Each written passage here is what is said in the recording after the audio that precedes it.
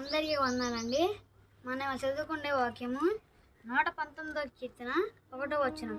యెహోవా ధర్మశాస్త్రమును అనుసరించి నిర్దోషముగా నడుచుకుని వారు ధన్యులు. ప్రార్థించుకున్న అందరి వరకు. మమ్మల్ని మిక్కిలిగా ప్రేమించిన పరలోకపు తండ్రి, మీకే వందనములు స్తుతులు స్తోత్రములు చేర్చుకున్నాం ప్రభువా. ప్రభువా మేము మీరే దీవించండి ప్రభువా. ఈ వాక్యం ఎవరైతే వింటున్నారో ప్రభువా, వాళ్ళకి మంచి వివేకన, మంచి జ్ఞానం కలగజేయమని కోరుకుంటున్నాము ప్రభువా. మీరే సహాయం చేయండి. మరి దేశాల మధ్య యుద్ధాలు జరుగుతున్నాయి ప్రభువా, ఆ యుద్ధాలను ఆపండి ప్రభువా. మీరే సహాయం చేయండి ప్రభువా. మీ ధర్మశాస్త్రం అనుసరించి ప్రభువా నడుచుకునే వారు ధన్యులు ఉన్నారు ప్రభువా.